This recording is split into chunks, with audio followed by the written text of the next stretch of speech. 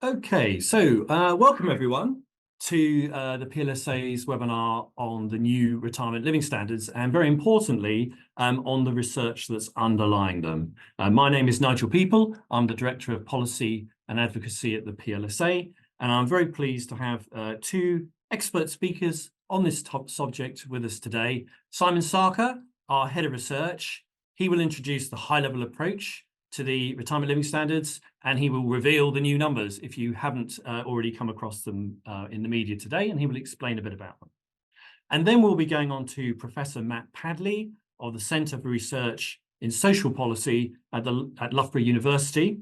They're the people who actually lead the research on this and do all the detailed work, all the focus group discussions with people from across the country. And Matt will be going into quite a lot of detail about what's changed, and in particular, he'll be playing back some of the kind of comments and sentiments he's heard from the focus groups.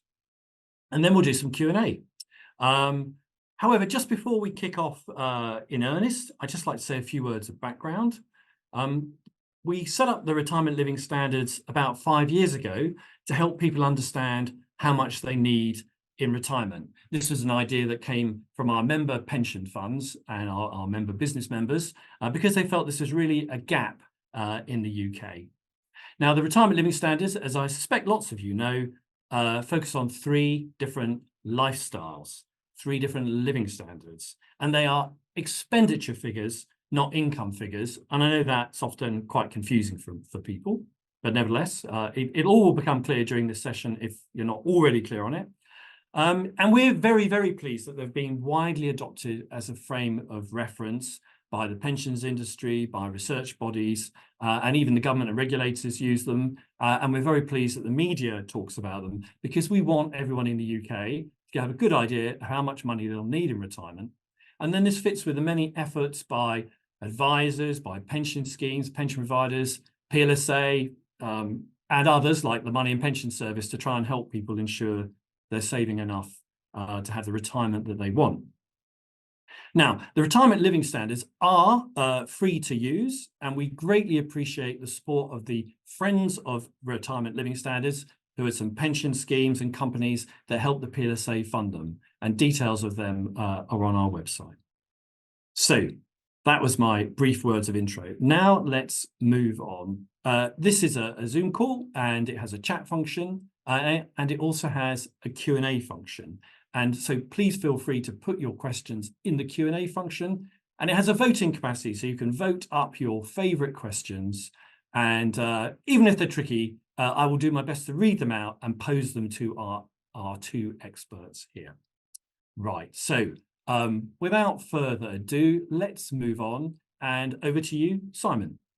Thanks very much, Nigel. And thanks everyone for joining us on the session today.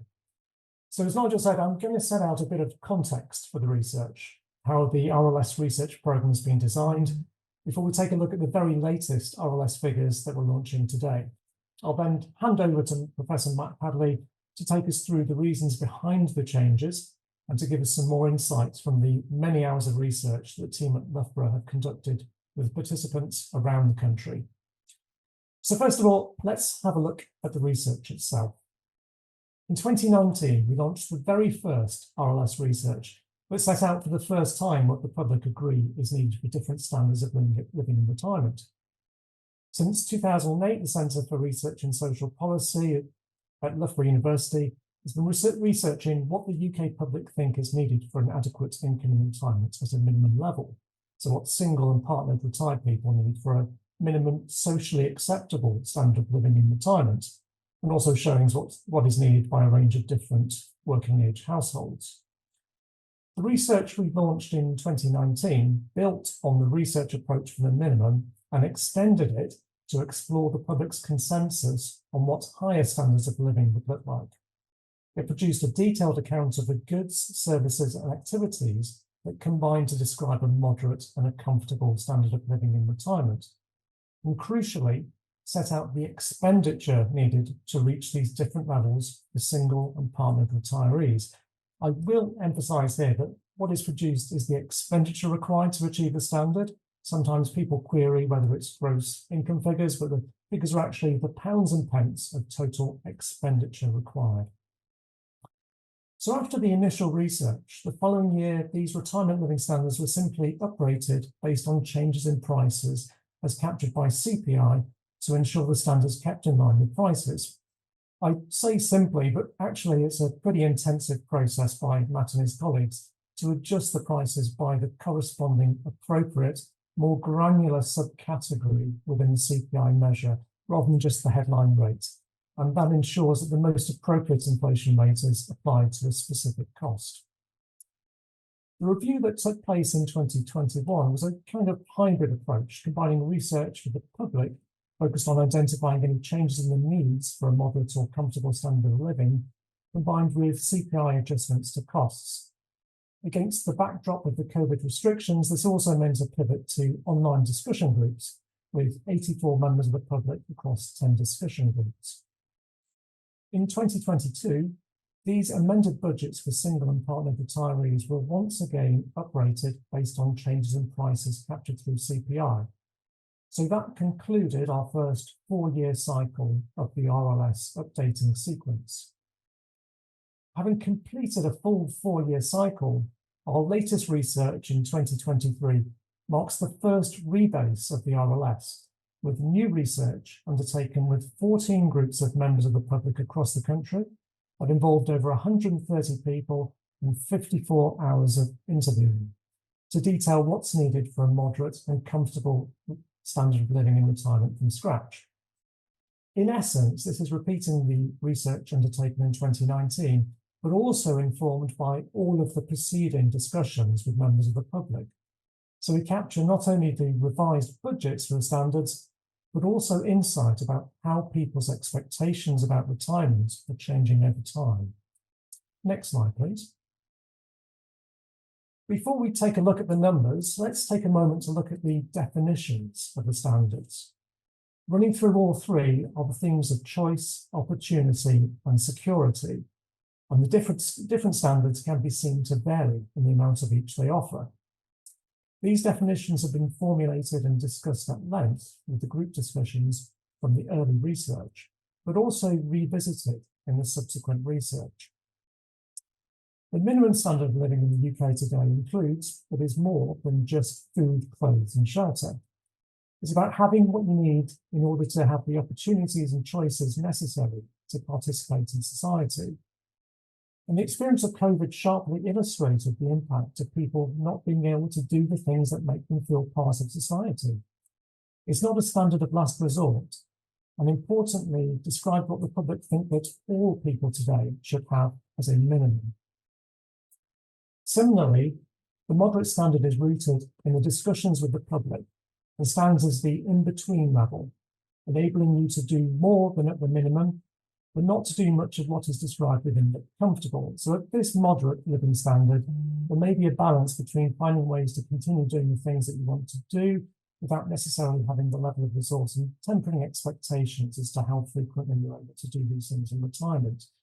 What most clearly differentiates the moderate from the minimum is the sense of security that comes, for example, from knowing that all your minimum needs are met and being able to do some of the things you'd like to do in retirement as opposed to what you need to do in order to feel part of or included in the society in which you live. Finally, the comfortable level is marked by an enhanced level of opportunities and choices, allowing you to do much more than the minimum and the moderate, and to feel much more financially secure, with the greater financial buffer offering more peace of mind than the moderate. Whilst choice is an important feature of all the standards, at the comfortable level, they have more choices and opportunities, though not limitless choice.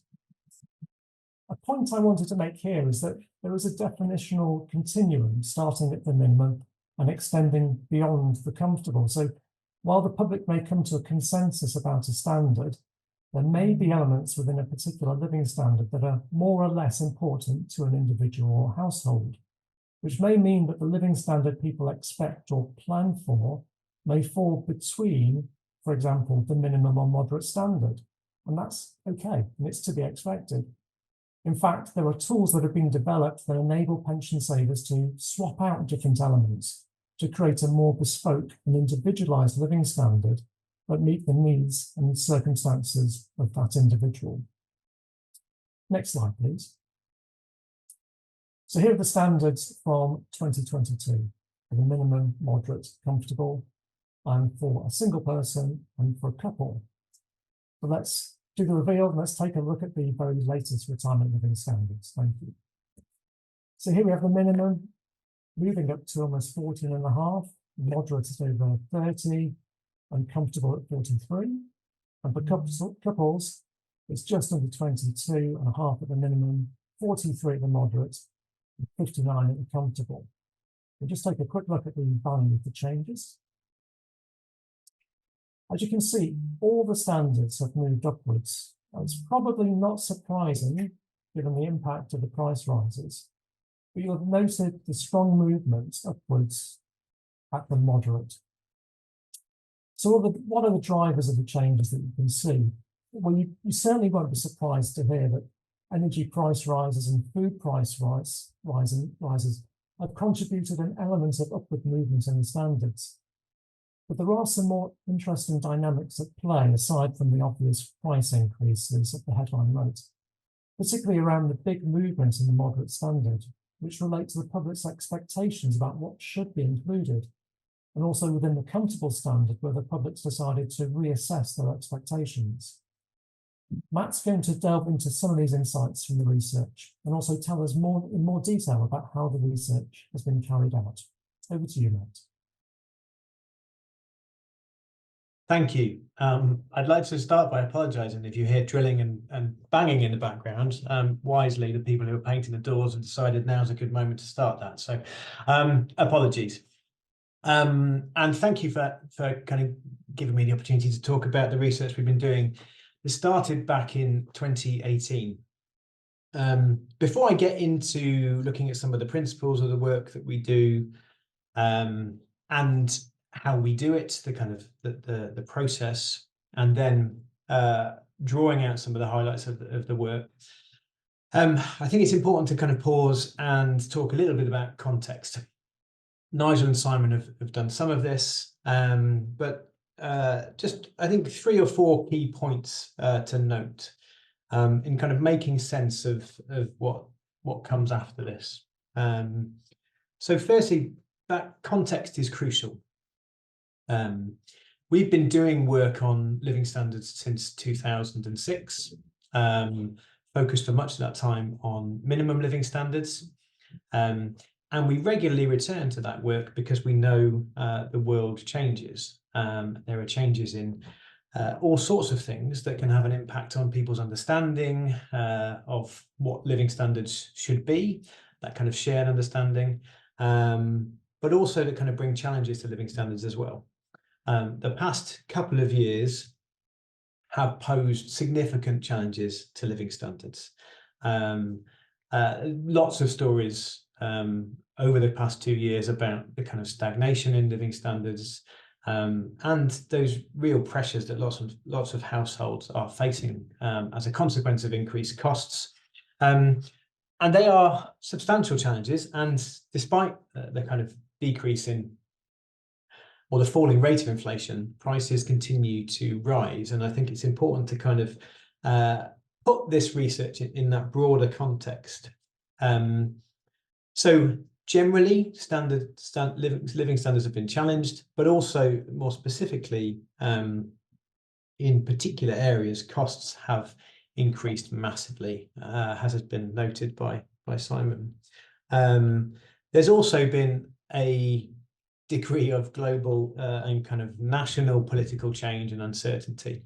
And that's had kind of broader economic consequences, which have fed into a lot of those living standard challenges. So I think it's important to kind of note that context. I think it's also important to note that all 3 of these levels are important. I know often the focus is on the kind of moderate and comfortable levels, but it's really important that we are concerned with and find ways of helping everyone live above that minimum standard. And we know that growing numbers of pensioners don't have what they need for that minimum standard of living. In 2009, 13% of pensioners in the UK were living below that minimum standard. In in 2021-22, around 20% are living below that minimum standard. That means they're having to make really difficult choices about kind of what to go without. So I think it's important to kind of, give that context. Also, as Nigel and Simon mentioned, I think kind of post-COVID, that has had an impact on the ways in which people think about what they want to be able to do in retirement, what retirement should look like, and broadly speaking, a kind of a shift from having things to kind of doing things, and I'll explore that in a little more detail in a minute. Just very quickly to touch on housing, again, because this is an important context. I think there's a kind of growing awareness that if we fast forward, 20 years, there are going to be large numbers of people who are having to pay direct housing costs through retirement, and that will have significant pressures on or significantly increase the amount of that people need to be saving in order to have an adequate standard of living in retirement. And then across the lifetime of the research we've been doing on minimum living standards, there have been significant shifts in expectations. And you can see those feed through across all three levels in some interesting ways, as Simon pointed to, and not always upwards. But at the minimum in particular, I think it's important to note that there has been a kind of upward movement in expectations, and that the minimum standard of living, that basket of goods that makes up that minimum standard of living for people who are retired, looks more similar to the same kind of basket that's put together for working age people than it did in 2008. So I think there has been broadly a kind of recognition that retirement, ideally, should look a bit more like working life than maybe in the past. So, context, move on to some principles, finally get to the slide that you've all been looking at for the past few minutes.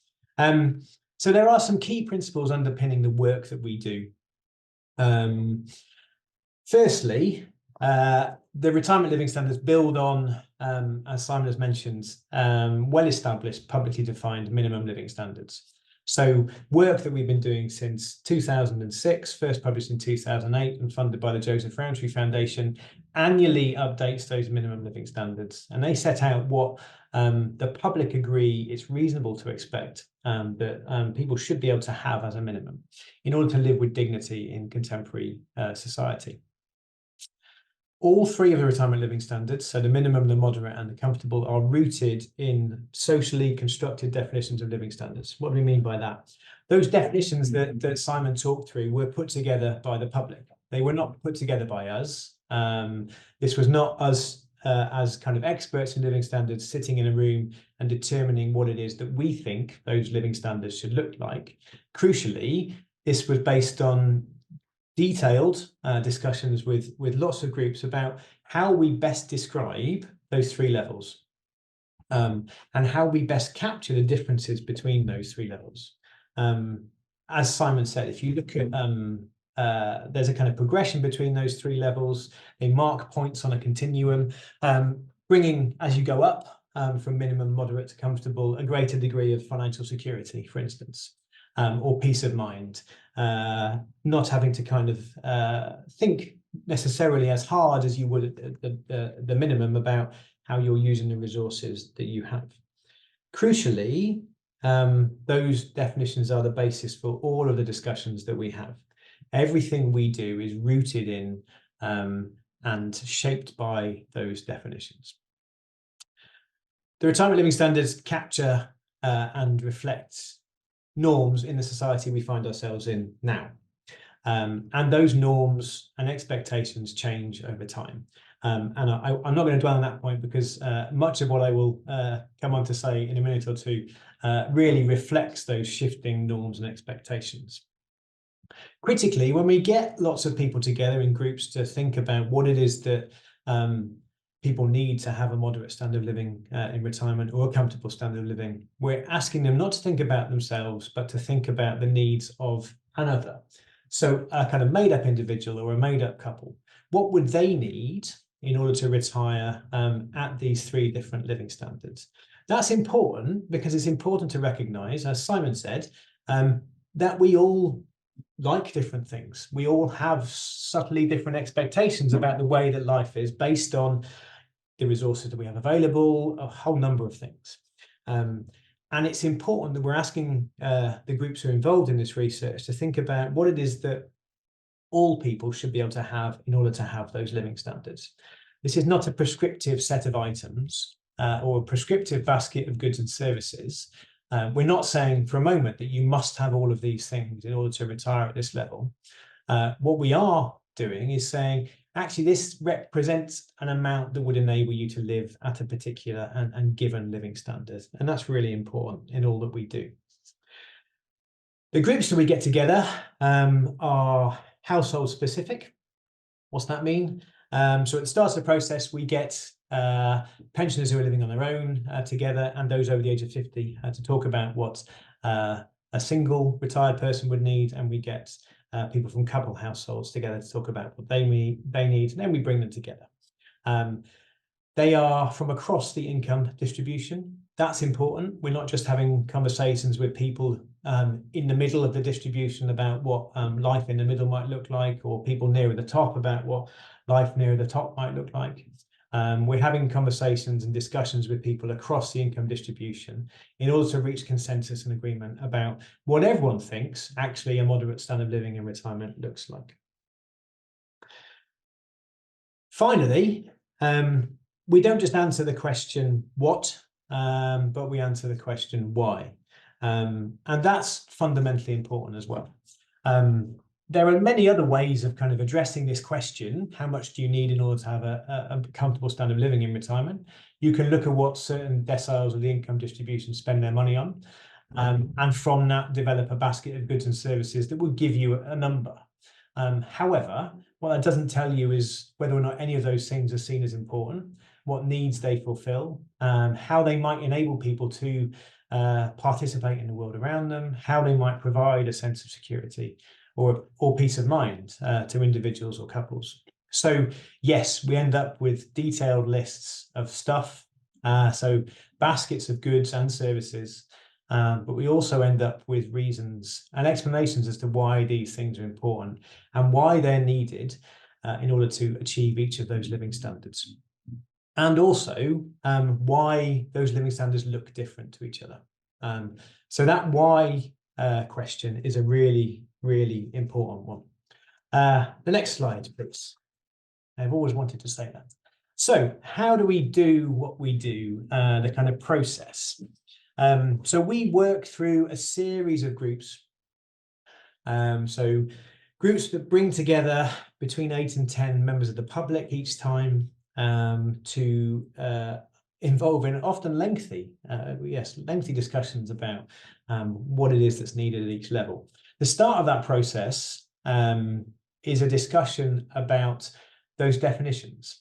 So at the start of the process, in this latest research, groups together to talk about whether or not those definitions of a moderate and comfortable still rang true, whether or not since 2019 there had been any changes in kind of their shared understanding of what a moderate or a comfortable standard of living looked like, whether we need to make any tweaks, whether those the labels that we give to these things are still appropriate and most useful.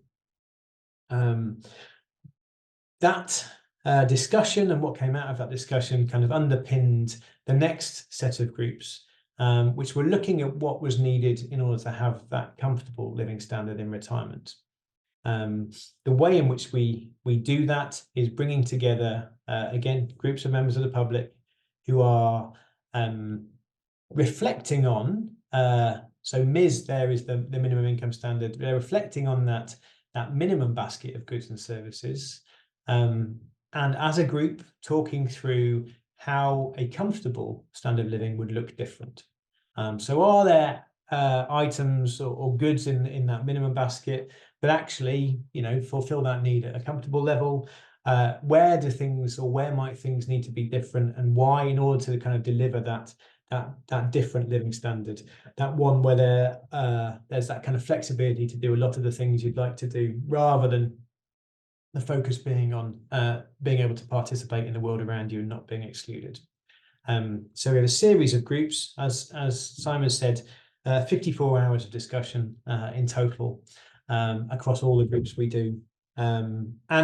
It's important, I think, to acknowledge the participation of everyone who took part in the research, because without people giving up their time to come and talk to us, this research would not exist.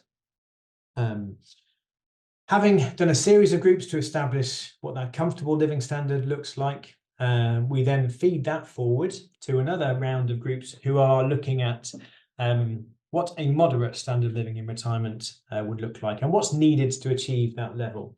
And what they're doing is looking both at that description of a living standard at a minimum, but also at that description of a living standard and what's needed for a living standard at a comfortable level. And thinking about discussing, reaching agreement about what's needed for somewhere in between. When we first started this research, and I hope this isn't giving too much away, the level between the minimum and the comfortable was referred to as a level somewhere between the minimum and the comfortable. And groups finally landed on moderate as a label for that. The key thing is, and again, to kind of reiterate that point, that this isn't about fixing 3 points that people are aiming at. It's very much about giving people useful information rooted in lived experience, so the lived experience of the participants, to make decisions about the sort of retirement that they would like, again, based on their current resources, etc. But it's rooted in that lived experience, and that's crucial. Finally, a kind of round of groups that reflect on all of the baskets of goods and services together, spotting anything that looks a bit odd next to each other, and resolving and kind of refining those lists. And then we do a set of groups in London that are looking at whether or not there's any differences in those living standards because people are living in London. This builds on work that we do on minimum living standards in London that recognises and acknowledges there are some key elements of life in London that are different. Some of those are very obvious, such as transport and housing, but there are some subtly different subtle ways in which life is different in London as well. The next slide, please. So what do we actually do? We walk people around the home. So we walk them through the front door and we ask them to think about what's needed for each of those living standards as we kind of progress around the house. And that includes all of these sorts of areas. So we have conversations about food, both food consumed inside the home and food consumed outside the home, alcohol, clothing, indirect housing costs, so not rent or mortgage, but what is it that people need to maintain their property, decorate, those sorts of things. Household goods and services encompasses a whole load of stuff, from teaspoons to towels to saucepans, the vast majority of stuff that we find in our houses. Personal goods and services, so haircuts, things like that, things that I don't need. But personal goods and services, yes, health and healthcare, and then transport. And then we move outside the home and think about what it is that people need in order to meet those 3 living standards in terms of activities, things like holidays, but also, entertainment and things like that. I think it's really important, again, to kind of emphasize that the groups who we bring together to do this take this task very, very seriously and kind of carefully consider items and are enormously methodical in their deliberations, and think very hard about exactly why something might be needed at each of those levels and the reasons why. Those 6-hour groups at the start of the process are fairly intense affairs, but they produce, an enormous amount of rich detail. Next slide, please. So that's context. That's how we do it. What are some of the key changes? Before I move on to the key changes, I want to highlight some things that are that come out of this research that make it different to the work we do on the minimum. So one of the things that's key here, and always comes up in the conversations we have with groups about a moderate and a comfortable standard of living, are funerals.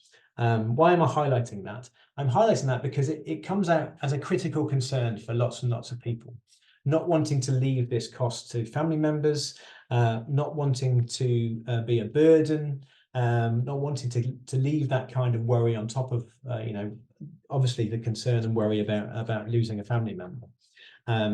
That is not something that is included at a minimum standard of living, and very clearly kind of points to the different ways, I think, in which people are thinking about and thinking together as groups about how these living standards are different. This year in particular, we've talked more about healthcare than in kind of previous groups we've done as part of this research, and part of that, I think, is because of the context in which we're doing it and the pressures that currently exist within the NHS, both in terms of accessing operations and things like that. Lots of conversations about having your hips replaced, not both at the same time, I don't think, but also the challenges that people face in terms of accessing dentistry. And there was an announcement about this morning, possibly, or yesterday, about making it easier to access NHS dentistry. And for the first time this year, groups really carefully considered whether or not private healthcare was needed at any of those retirement living standards. The conclusion was no, but again, I think that points to the careful and considered way in which groups are thinking about these living standards, both in terms of the kind of detail of the items, but also kind of holistically. If we were to present this, does this seem reasonable as a description of a comfortable living standard in 2023? Is it reasonable to expect that people retiring at a moderate living standard should have to pay for healthcare? Or does that kind of go beyond it? Right, on to the actual changes. The core basket, and again, this is something we know from doing research in this area for a long time. The core basket of all of these living standards has remained remarkably similar, and it's remarkably similar to 2019. Tea towels, crockery, sofas, the core of stuff that many of us have has not changed. However, there have been some key changes in expectations around quality, especially at the comfortable level.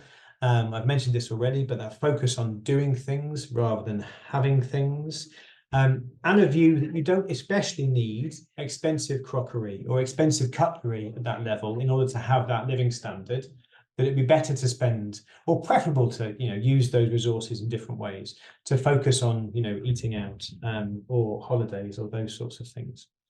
At the moderate level, a slightly different focus, or a slightly different shift to focus on outside activities, and in particular helping others. The next slide, please. So let's get into some of the detail. I think part of the problem is I could talk about this forever. I won't talk about this forever, I promise. But I am aware of the time. So what have been the big kind of changes that have had the most significant consequences in terms of the expenditure needed to reach each of these levels? Firstly, and this will come as no surprise, we've already mentioned it, I think, and we're all aware of the pressures of increases in domestic fuel or energy costs since 2019. So at that minimum level, since 2019, that weekly cost of fuel for a couple has gone up by 175%. At the moderate and the comfortable level, it's gone up by 190% over the same period. For a single, at the moderate level, it's gone up by 290% over the same period. So it's a significant increase, and that does bring with it kind of pressures, but also upward pressures in terms of the amount needed for those living standards. The next slide, please. Food costs, again, something that many of us will be aware of. The cost of a weekly shop has increased significantly, and I think it's something that many of us will have noticed as we're doing that. This has had a particular effect at the moderate level, Part of this is to do with the revision of the food basket in 2022 in the work that we do at a minimum.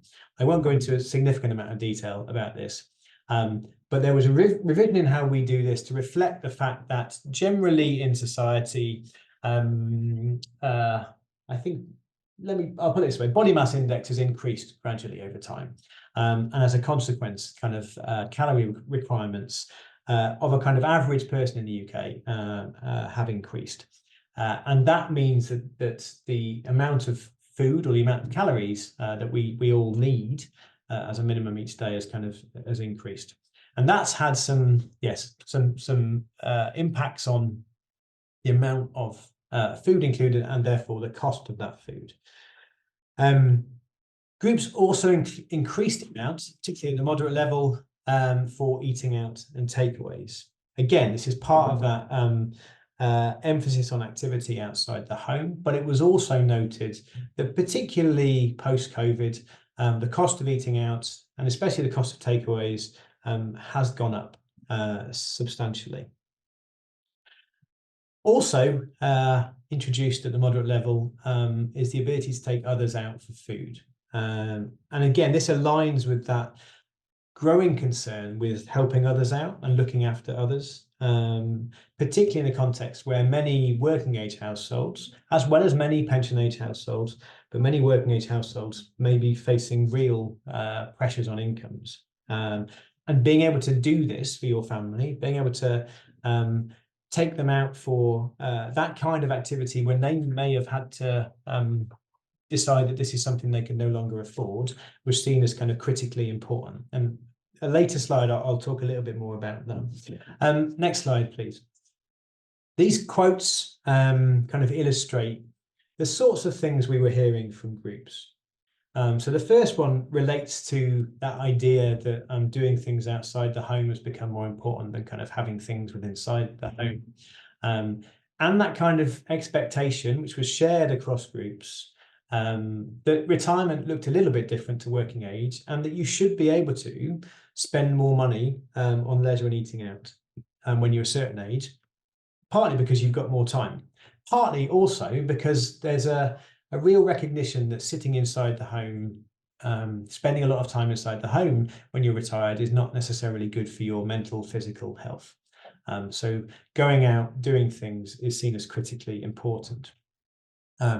And is key to those definitions as well, you know, being able to do some of the things that you would like to do outside the home as well as in. That second quote from a group in Bristol really points to the ways in which people were thinking about and talking about helping others or treating others, taking them out for food. It's about being able to do those things for your family or friends, particularly if they can't afford to pay. And often people talked about the joy of feeding grandchildren, if they had them. Right, next slide, please. Motoring, again, is an area where there's been a significant increase since we began in 2019 in the cost of purchasing and running a second-hand car. The cost of buying a second-hand car has increased substantially over time, but as too has insurance, for instance. There was a report recently that put the average cost of insurance at just under £1,000 currently for a car. And all of those things are being taken into account when groups are thinking about what it is that you need at each of those levels. When you take that into account, there's been a significant increase in the cost of motoring. And one of the key changes at the comfortable level was a shift from the couple having two cars to the couple having one car. Groups kind of recognized that actually in retirement you didn't need a car each, that was very much the kind of nice to have at that level rather than something you needed to have. So there was a kind of tempering of expectations, but also a change in the car from a kind of SUV previously in 2019 to a smaller car in 2023. The next slide, please. We are nearing the end. Holidays. Holidays have always been important. They've always been included at all levels. and they've always been included at the minimum, across the whole time that we've been doing that research. People have said you should be able to get away from your home, get away from your four walls. And since the retirement living standards were established in 2019, again, they've been a kind of key marker of difference between those three levels, and a key marker of those different expectations that exist between minimum, moderate, and comfortable.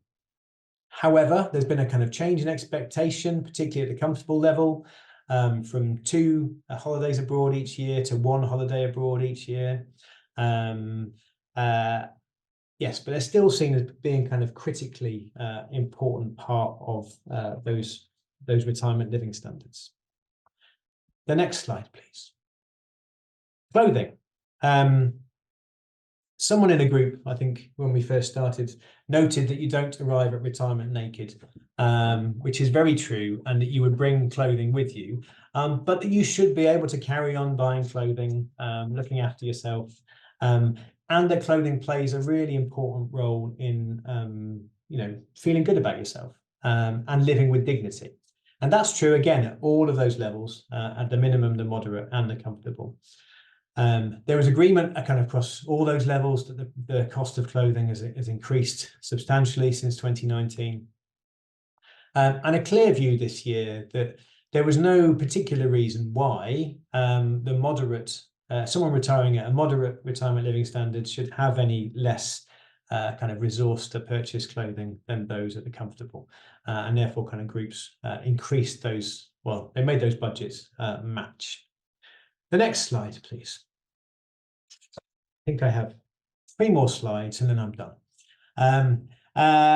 Helping others has kind of been a theme throughout. I think it's important to note here how important and how crucial this was in kind of the discussions we had. This is not just about either covering those kind of discretionary items. So I guess the things that grandparents might traditionally have been seen to cover, like hobbies or swimming lessons, those kind of things, but also was very much about kind of helping friends and family with everyday costs. As a consequence, at that moderate level, groups concluded that what had been included in 2019, £750, should be increased to match that comfortable level of £1,000 a year. Next slide, please. And 2 quotes that really illustrate this point, I think. So this woman was talking about her children, and the 2 of them, were doing okay, but one of them really needed that kind of financial support. And that wasn't about, doing nice things for grandchildren. That was very much about helping her out with the cost of a food shop weekly or paying for some bills. So it's very much about kind of stepping in and covering those shortfalls that, are a consequence of the pressures that exist on households, lots of household incomes currently. The next slide, please. This is a longer one, but again, it kind of points to the importance of being able to do that, and why it's necessary. So the man in the second, the man there says, I think, the way life's going, he's expecting to have to help his children out more, and if they have children, then their grandchildren, because things are getting more expensive, household incomes are being pressured, and they may have the resources or should have the resources to kind of help out. Very, very briefly, what's next? As Simon pointed to, an uprate next year in 2024. There'll be new research on the minimum being published in September 2024. I can't give any spoilers, I'm afraid, but we've almost finished that. So it'll be interesting to see what's happened to that again in this context of a cost of living crisis, and then a review in 2025. And I think it's kind of important to note that, living standards don't always go upwards. And it may well be that there are changes that were introduced this time that in 2025 groups feel are no longer required. Thank you.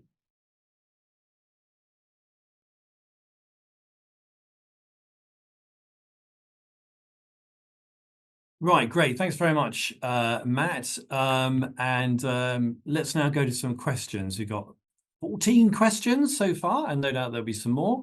And I expect, yeah, great. Thanks, gang. I expect hopefully everyone on the webinar can see the panelists and myself.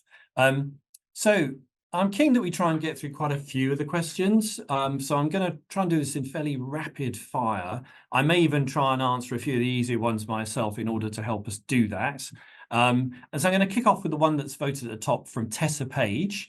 And she said, "Hi, troops. We'd love to hear your perspective on what more trustees and sponsors can do on a practical level to use the retirement living standards to improve outcomes. What great examples are there?" So I'm not going to drop this on Matt or Simon, but basically speaking, Tessa, this is something we will make sure we talk about at our annual conference in October. And you may be aware that we currently give an award, the Retirement Living Standards Award, to the best use of the retirement living standards by schemes providers and trustees in creating, interesting and engaging tools. And we're very keen, of course, to spread information on that so everybody can learn from doing that.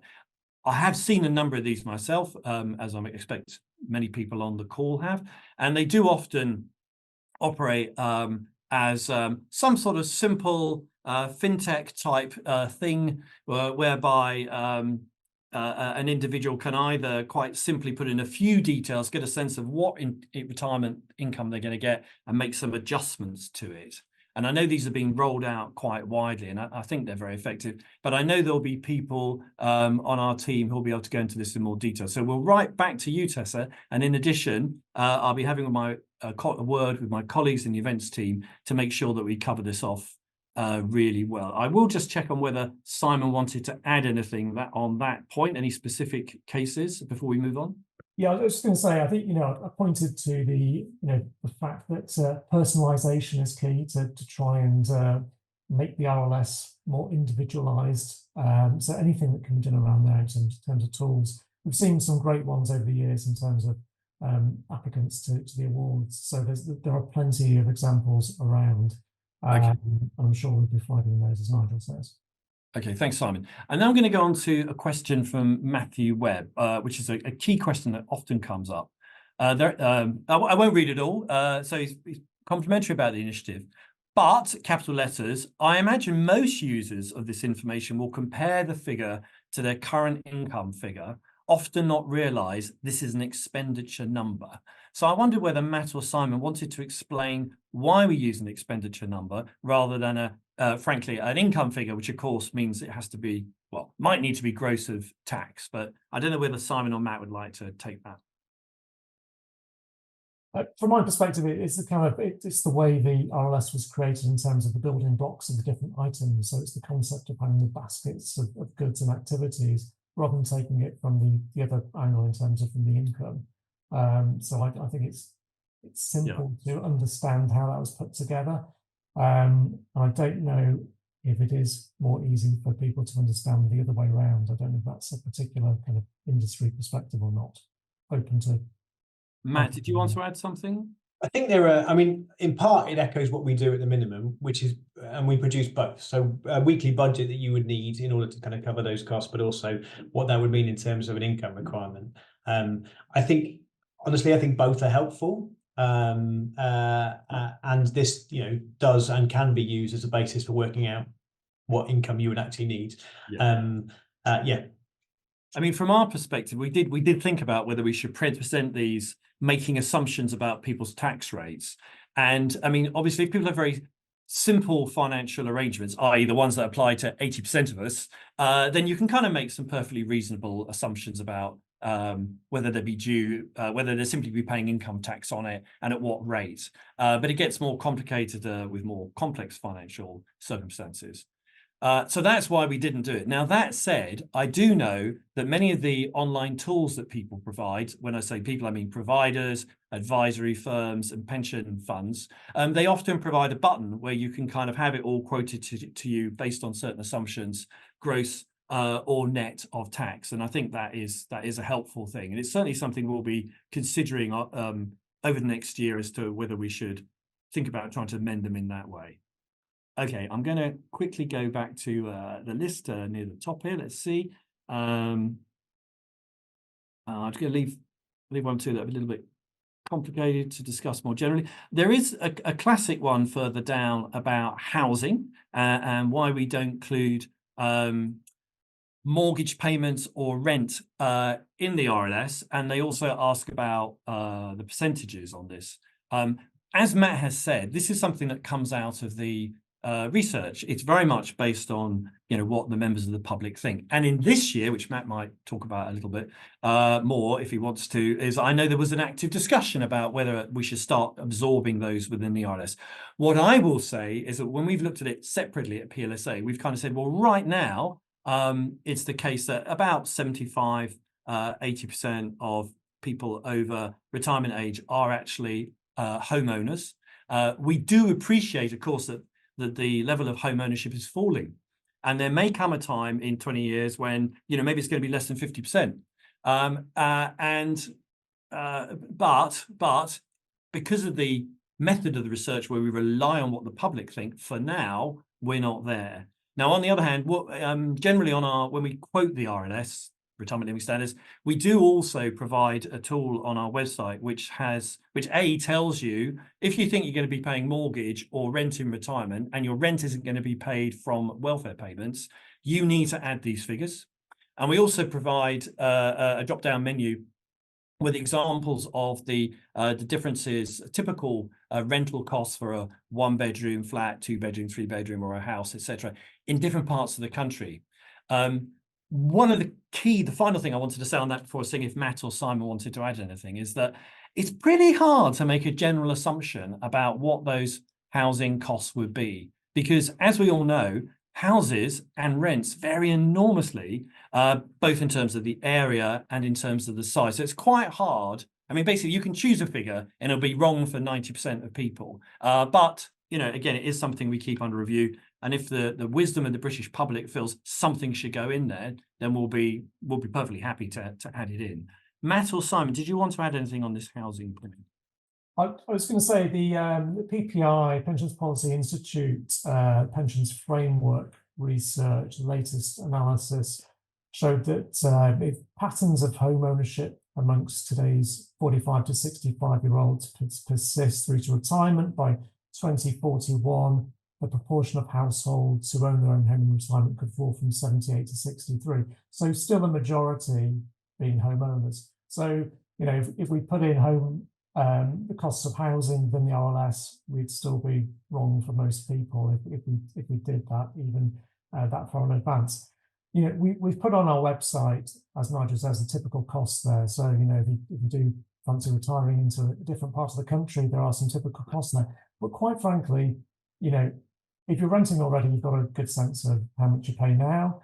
You could have a look at where you'd like to be in retirement. If you want to be in a 1-bedroom cottage on the Isle of Skye, you could probably find somewhere like that on Rightmove and find out what the cost of rental is there. So, there's lots of information about housing costs going forward. Yeah. Whatever we put in as a kind of typical figure, as Nigel says, wouldn't be right for everybody. So again, it's about personalisation, individualisation, and meeting your own needs and circumstances. Okay, thanks, Simon. So, and just as we started asking questions, many more have flooded in. So we now have 27 and we've only done 3 or 4 and we've got 7 minutes. I will just say at this point, we will send written responses to all the questions to the people who've raised them. And actually, I'm very happy that we share these if we can with everyone who's taking part in the webinar. But moving on and picking out another tricky, genuinely hard question for us. I'll just see if I can find it again. Yes, James Cool had a couple of votes.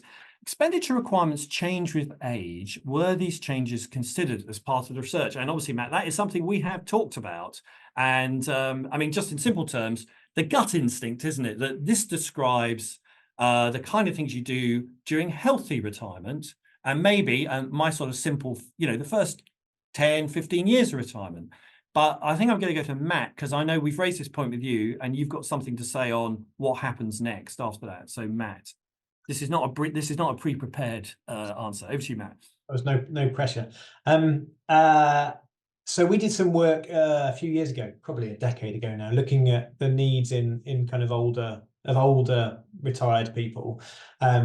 and how they were different to the needs of people who just retired at that minimum level. And what came out of that, broadly speaking, was that the resources needed were no different, but they were used in very different ways. So you may well need them to make changes to your home, for instance, to support you as you get older, to do those sorts of things. So lots of people talked about replacing a bathroom with a walk-in shower, because the older you get, the more difficult it is to climb in and out of the bath to have a shower. And all of those things bring costs. But overall, there was a view that the costs wouldn't be markedly different. It would be really interesting, and we have talked about this, haven't we? It'd be really interesting to kind of pose that question to people who are kind of older and retired, so above the age of 85, and to see how this kind of resonated with their experience of retirement. But we haven't done that work yet. But I think Nigel's sense is one that I would kind of broadly align with. Okay, thanks, Matt. And again, returning to the questions. So another tricky one for us from an anonymous attendee. The moderate retirement living standard looks high relative to median earnings, which obviously is not part of our calculations. It's based on what the public think. And the attendee said, does this mean we need to rethink replacement rates? So the implication of that is that maybe notions about someone on average earnings can get by with 2/3 what they had previously, is that underplaying it? I would also add a sort of extra question to this, and again not pre-prepared, Matt. I think it's interesting, isn't it, that in the comfortable zone we're seeing the focus groups saying, oh, we need to ease back a bit, but in moderate we saw quite a lot being piled in. So I don't know, I think, maybe you've got any thoughts about what's happened at the moderate level, Matt, before we then go on to assume, all our assumptions about replacement rates are wrong and we should be assuming people want much more. Matt, 4 minutes to go. Again, no pressure. I think it's a lot to do with those, the desire to help others, for instance. I think that adds a significant amount. I think it is about the increase in costs at the moderate level. It is about subtle changes in expectation about the sorts of things that people should be able to do. And one response to a cost of living crisis, or one possible response to a cost of living crisis, where people are actually having to go without lots of things that they would necessarily have had before, is that kind of, well, actually, I should be able to do these things. People should be able to do these things in retirement.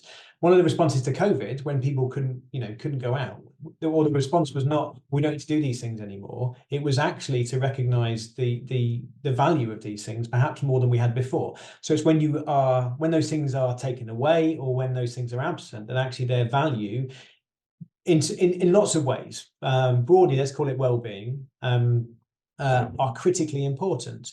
So I think it was about helping other people, and also about kind of doing those things that maybe at the moment actually aren't as possible as they were a few years ago.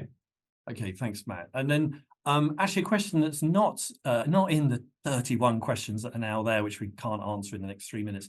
I'm just going to raise the question of the labels and the titles we use of minimum, moderate, and comfortable. And I just it's something we've always wondered about. And I know that this year I asked you to explore with the research groups, well, what do they think of them? And me being frankly entirely open-minded about, should we find different terms? Now, Matt, could you just tell us about what the public thought about the current labels? You're on mute. I am mute. Oh, it had to happen sooner or later, didn't it? Broadly speaking, so most of the discussion was around moderate. Groups felt that comfortable was okay, actually, as a kind of, and when we kind of told them some of the things that were included in that, they were comfortable with that as a kind of description of what was included at that level. Moderate, because it was a point between the minimum and the comfortable, ultimately the conclusion of groups was that there's no really good word for that, because any of the words you start to use, like intermediate or adequate, I mean, adequate implies that the minimum is not adequate. Acceptable, again, implies that the minimum is not acceptable. Reasonable, we had probably 45 minutes of discussion about whether or not moderate was a useful word. And ultimately, because, or if these things are seen again as those kind of points on a continuum, if the minimum is is where we want everyone to be, where we as a society agree that everyone should be able to, reach that point in retirement, Comfortable is, significantly above that. What do we call the bit in between, or the thing in between? Actually, that point, we'll call it moderate. But as Simon said at the start, people may well be positioning themselves somewhere between, the minimum and the moderate. And so, those, labels are by their very nature, I think, reductive. And I think that's ultimately where groups landed. Okay, thanks, Matt. Well, we've basically pretty much ran out of time. The topics we covered off there did actually pick up quite a few of the other questions, didn't specifically read out. As I said, we will write back to you, write out to everyone on those. And just to say, somebody said, is the information up on the website? It should be, and if it isn't, we'll make sure it is. Some people asked about whether there's extra detail. Yes, there's extra detail there. There's not only the one-page summary, but there is in fact a full report written by Matt and his team, which goes into granular level detail. And then in addition, I think there's additional data available for organizations that want to provide tools. Finally, somebody said, are these tools generally available? A number of the big pension providers and advisors do run these tools for their own memberships. I'm keen to talk to them about whether we can host some of them on the Retirement Living Standard website as well, so they are more generally accessible to the world. Okay, well, with that, I think I better finish off. I just want to thank Professor Matt Padley and Simon Sarkar from the PLSA, Matt Padley from Loughborough University, for taking part in this. I hope everyone who's dialed in has found it useful, and I look forward to speaking with you more about that and answering your questions in the future. Thank you very much.